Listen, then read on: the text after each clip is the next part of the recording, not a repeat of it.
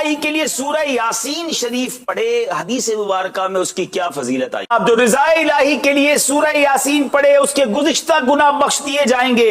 والدین کی قبر پر ہر جمعہ سورہ یاسین کی تلاوت کرنے سے اس کی حروف کی تعداد کے برابر ان کے گناہ بخش دیے جاتے ہیں۔ سورہ الدخان پڑھنے سے مشکل دور ہوتی ہے، جو قریب المرگ ہو اس پر سورہ جاسیہ کا دم کرنے سے خاتمہ بالخیر ہوتا ہے۔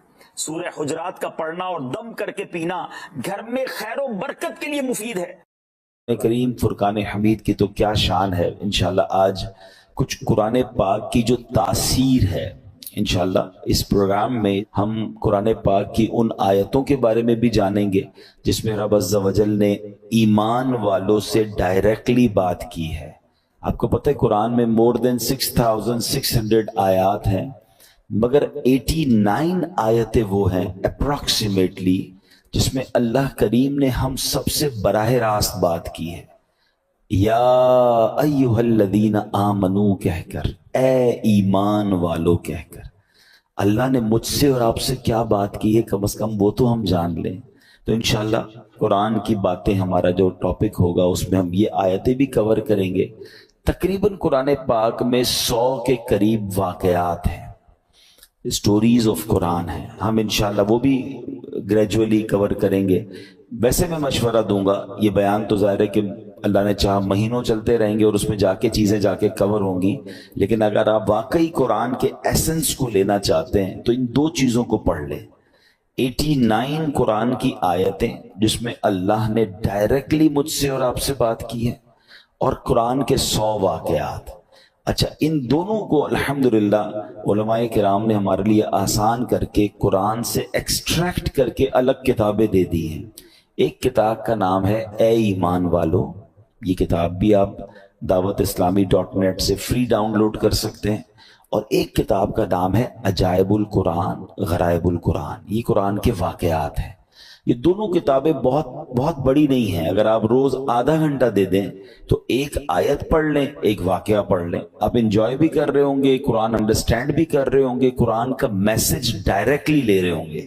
ہم نے آپ کی آسانی کے لیے الحمدللہ یہ دونوں پروگرام، یہ دونوں چیزیں یوٹیوب پر بھی بیان کر کے ہم نے ڈال دی ہیں۔ اگر اس کو وہاں سرچ کرنا ہے تو ایک پروگرام مدنی چینل پر ہوا تھا جس کا نام ہے ایک قصہ ہے قرآن سے، جس میں قرآن کے واقعات ہیں۔ اگر آپ سرچ کریں گے تو آپ کو قرآن کے سارے واقعات مل جائیں گے۔ 15 منٹ کا ایک واقعہ ہوگا، اس کا میسج آپ سن سکتے ہیں، بچوں کو بٹھا کے سنا سکتے ہیں۔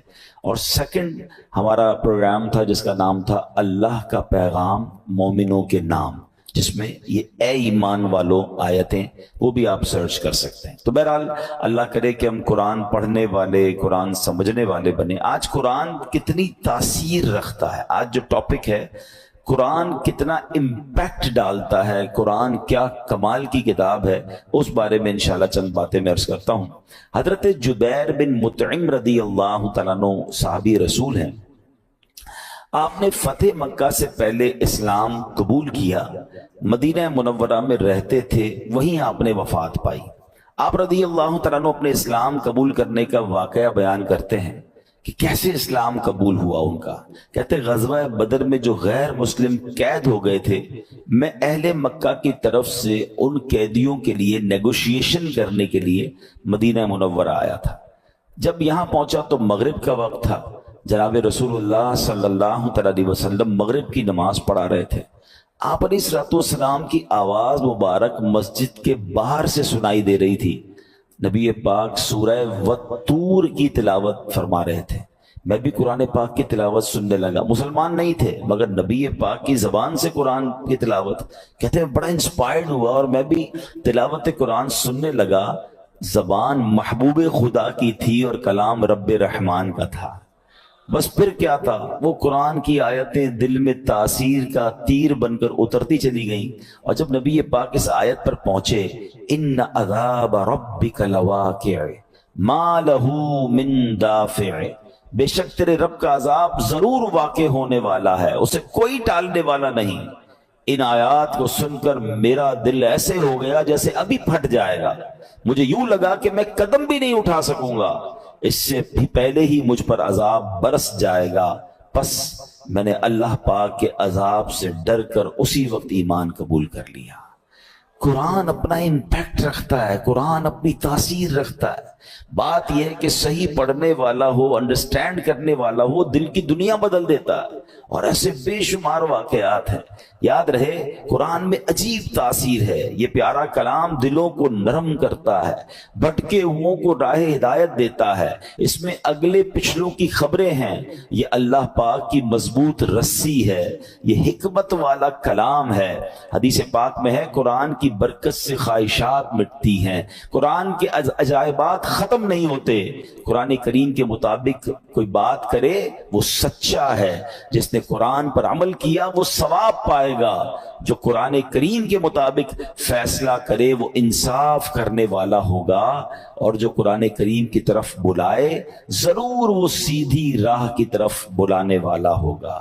ایک حدیث پاک میں فرمایا جس طرح اللہ پاک اپنی تمام مخلوق سے افضل ہے، ایسے ہی اللہ پاک کا کلام بھی باقی تمام کلاموں سے افضل و اعلیٰ ہے۔ یعنی اللہ پاک کا جو مرتبہ مخلوق میں ہے سب سے افضل و اعلیٰ ہے نا، تو کلام الہی کا جو مرتبہ ہے وہ دنیا کے تمام کلام، تمام کتابوں میں افضل و اعلیٰ وہ کلام ہے۔ سبحان اللہ، وہ رب کا کلام ہے۔ یاد رہے میرے پیارے اسلامی بھائیوں کہ قرآن مجید فرقان حمید کس طرح چھوٹی سی یعنی چند آیتوں کے ذریعے کیا کچھ ہمیں عطا فرماتا ہے۔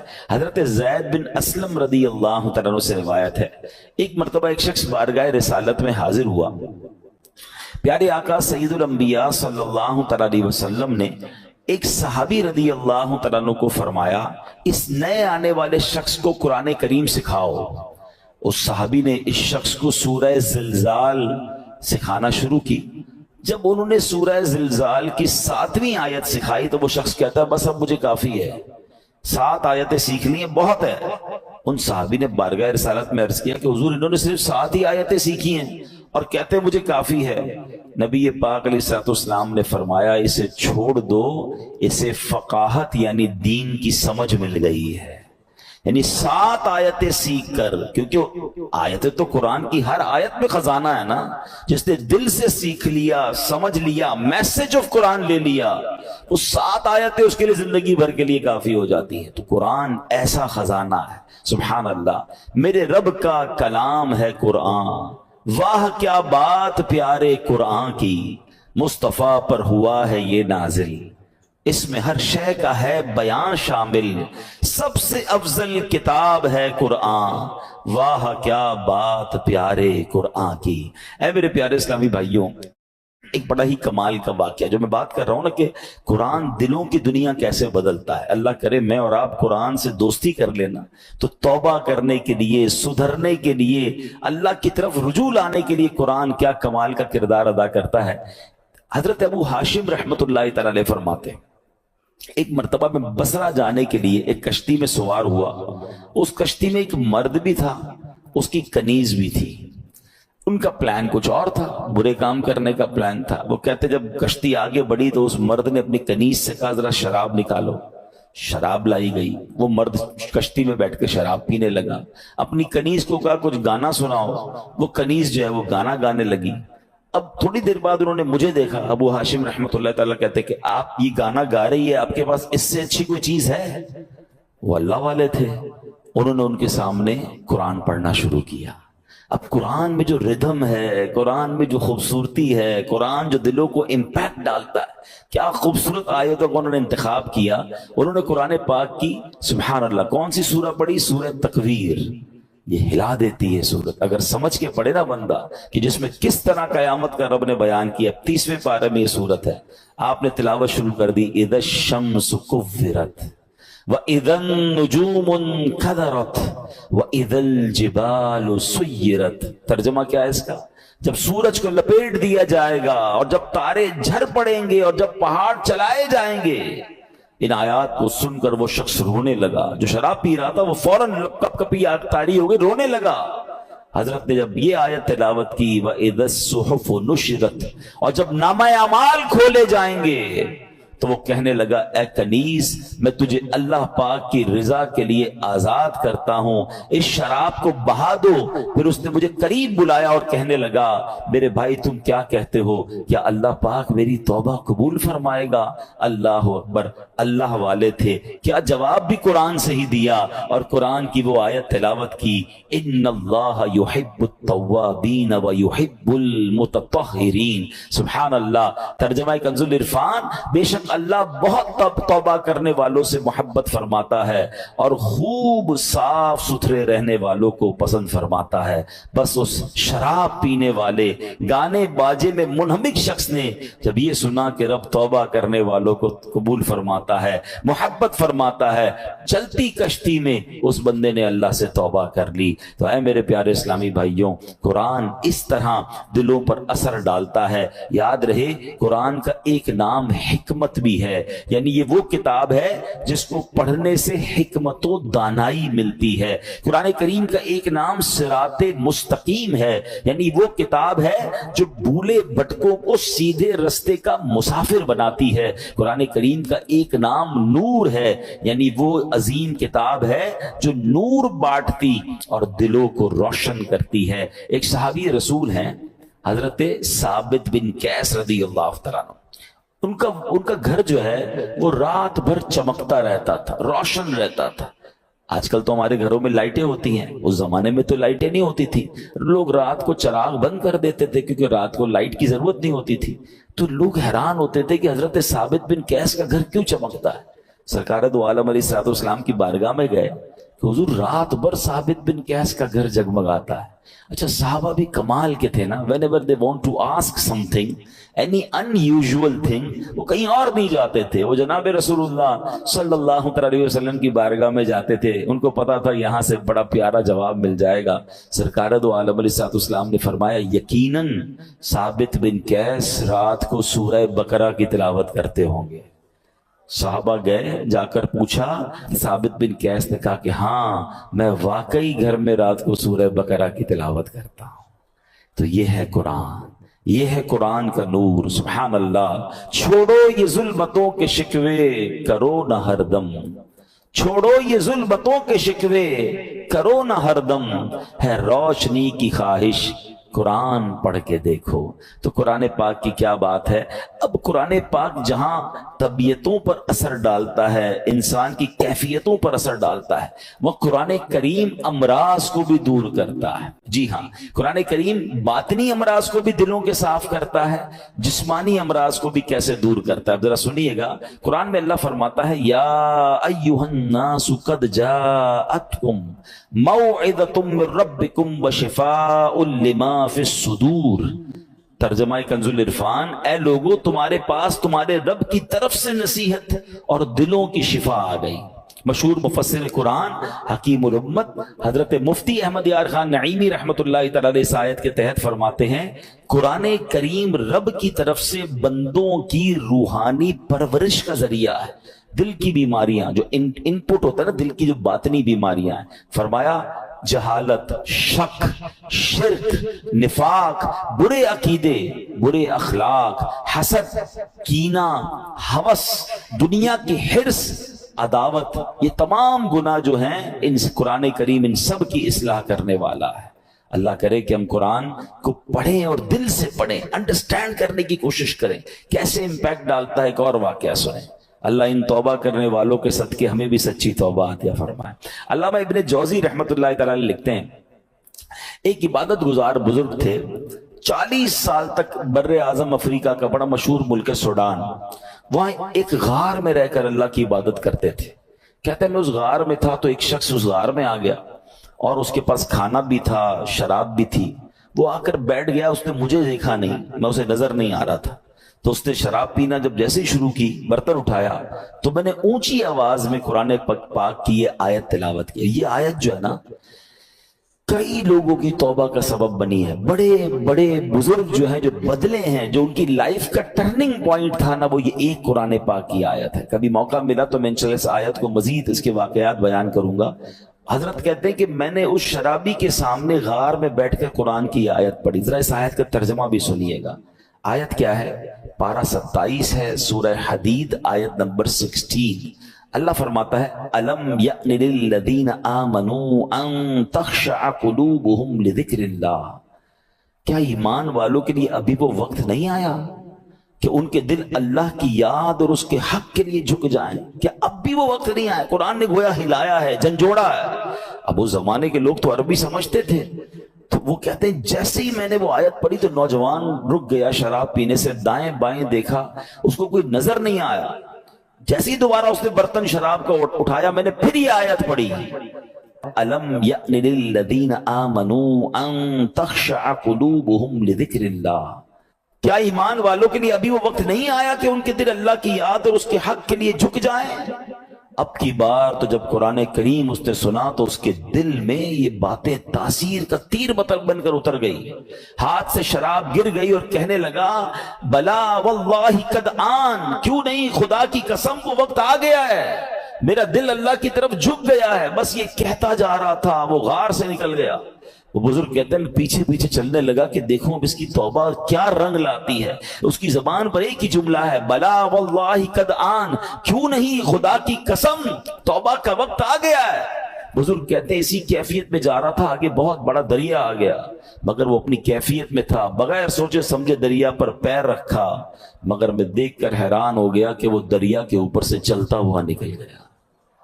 جو تھوڑی دیر پہلے شراب پی رہا ہے، سچی توبہ کرتا ہے، اللہ اس کو کون سا مرتبہ عطا فرما دیتا ہے۔ تو یہ ہے قرآن، یہ ہے قرآن کی تاثیر، یہ ہے قرآن کا امپیکٹ۔ ہمارا پرابلم یہ ہے کہ ہمارے گھروں میں برسوں سے قرآن ہے، شاید ہر سال قرآن خوانی کرتے ہیں، پورا ہر سال رمضان میں تلاوت کرتے ہیں، بٹ ہم انڈرسٹینڈ نہیں کرتے، اس کو سمجھنے کی کوشش نہیں کرتے، اس کا ایکسنس، اس کے عطر لینے کی کوشش نہیں کرتے۔ ورنہ واللہ جس دن آپ قرآن سمجھ کر پڑھنے لگ گئے، آنکھوں سے آنسو نہیں رکیں گے۔ جن کو کچھ قرآن سمجھ آتا ہے نا، جب کبھی امام صاحب تلاوت کر رہے ہیں اور کسی ایسی قرآن پاک کی خوبصورت آیت پر پہنچتے ہیں، سورت پر پہنچتے ہیں، جی نہیں چاہتا امام صاحب رکوع میں جائیں، جی چاہتا یہ اور پڑھتے رہیں، اللہ کی باتیں اور بتاتے رہیں۔ تو اے میرے پیارے اسلام بھائی، یہ ہے قرآن اور یہ ہے قرآن کا خزانہ۔ اچھا، اب میں چاہوں گا کہ انشاءاللہ قرآن پاک ہماری باڈی پر کیا امپیکٹ ڈالتا ہے۔ کئی لوگ بیمار ہوتے ہیں، ہم میں سے بہت سارے لوگ بیمار ہوں گے، قرآن میں ہمارے جسمانی شفا کیسی ہے، اب ذرا یہ سنیے گا۔ قرآن پاک میں خود رب فرماتا ہے وَنُنَزِّلُ مِنَ الْقُرْآنِ مَا هُوَ شِفَاءٌ وَرَحْمَةٌ لِّلْمُؤْمِنِينَ، اور ہم قرآن میں وہ چیز اتارتے ہیں جو ایمان والوں کے لیے شفا اور رحمت ہے۔ اللہ پاک کے آخر نبی علیہ الصلوۃ والسلام فرماتے ہیں خیر الدواء القرآن، یعنی بہترین دوا قرآن کریم ہے۔ قرآن کی مختلف آیتیں ہیں، مختلف صورتیں ہیں، جس کو پڑھ کر دم کیا جائے اپنے آپ پر یا مریض پر تو اسے کیسے شفا ملتی ہے۔ اور یہ صحابہ کرام کا طریقہ، خود نبی پاک علیہ الصلوۃ والسلام کا معمول کیا تھا، سنیے پیارے آقا علیہ الصلوۃ والسلام کا یہ معمول کہ صحابہ کرام اور بڑے بڑے اولیاء کرام تقریباً 1450 صدیوں سے امت کے مجربات یعنی تجربہ شدہ کاموں میں ہے کہ قرآنی آیات پڑھ کر دم کیا جائے تو اللہ پاک شفا عطا فرماتا ہے۔ مسلمانوں کی امی جان بی بی عائشہ صدیقہ رضی اللہ تعالیٰ عنہ فرماتی ہیں کہ نبی پاک علیہ الصلوۃ والسلام کے اہل خانہ میں سے جب کوئی بیمار ہوتا تو آپ علیہ الصلوۃ والسلام معوذات یعنی سورہ فلق اور سورہ ناس پڑھ کر اس پر دم کیا کرتے تھے۔ تو میں آپ سب کو مشورہ دیتا ہوں، روز صبح اپنے گھر سے جب نکلیں یا فجر کی نماز پڑھیں، اول آخر درود پاک، سورہ فلق اور سورہ ناس پڑھ کر اپنے ہاتھ پر دم کریں اور پورے جسم پر پھیر لیں۔ اپنے بچوں پر اسکول جانے سے پہلے دم کریں، مدرسے میں جانے سے پہلے دم کریں، یہ گویا ان کا ایک حصار ہے۔ رات کو سوتے وقت یہ عمل کر لیں، یہ خود نبی پاک علیہ الصلوۃ والسلام کا عمل ہے۔ یہ انشاءاللہ بلاؤں سے، مصیبتوں سے آپ کی حفاظت بھی کرے گا اور یہ بیماریوں کو بھی دور کرے گا۔ ایک مرتبہ ایک صحابی نے بچھو کاٹنے پر سورہ فاتحہ پڑھ کر دم کیا، اللہ پاک نے اس مریض کو شفا عطا فرما دی۔ ایک صحابی کے قبیلے میں ایک پاگل شخص تھا جس کو لوگ زنجیروں سے باندھ کر رکھتے تھے، صحابی رسول نے 3 دن صبح و شام 3 مرتبہ سورہ فاتحہ پڑھ کر دم کیا، اللہ پاک نے اسے پاگل پن سے شفا عطا فرمائی۔ اللہ کے کلام میں کمال ہے، ہم کاش اللہ کے کلام سے محبت کریں اور اس کی برکتیں لوٹیں۔ ایک بار بار حضرت عمر فاروق رضی اللہ تعالیٰ عنہ کو کیسر روم کے بادشاہ نے خط لکھا، میرے سر میں درد ہے اور دائمی درد ہے، ٹھیک ہی نہیں ہوتا ہے۔ تو حضرت عمر رضی اللہ تعالیٰ عنہ نے اس کو ایک ٹوپی بھیج دی۔ اچھا کمال یہ تھا جب وہ ٹوپی پہنتا درد ختم ہو جاتا، جیسی ٹوپی اتارتا درد پھر شروع ہو جاتا۔ اس بادشاہ نے کہا ہے کیا اس ٹوپی میں؟ جب اس ٹوپی کو کھولا گیا تو اس ٹوپی میں ایک کاغذ ملا جس پر بسم اللہ الرحمن الرحیم لکھا ہوا تھا، حضرت عمر نے لکھ کے بھیجا تھا۔ تو اس سے یہ بھی پتا چلا کہ تعویذات جو ہے اس میں کوئی حرج نہیں ہے کہ ان تعویذات میں اللہ کا نام ہو، اس میں قرآنی آیات ہوں۔ بعض اوقات معاذ اللہ جادو اور اس طرح کی چیزیں، اس سے تو کوئی تعلق نہیں ہے، مگر قرآنی آیات اللہ کے نام پاکیزہ ناموں سے الحمدللہ بہت برکتیں ملتی ہیں۔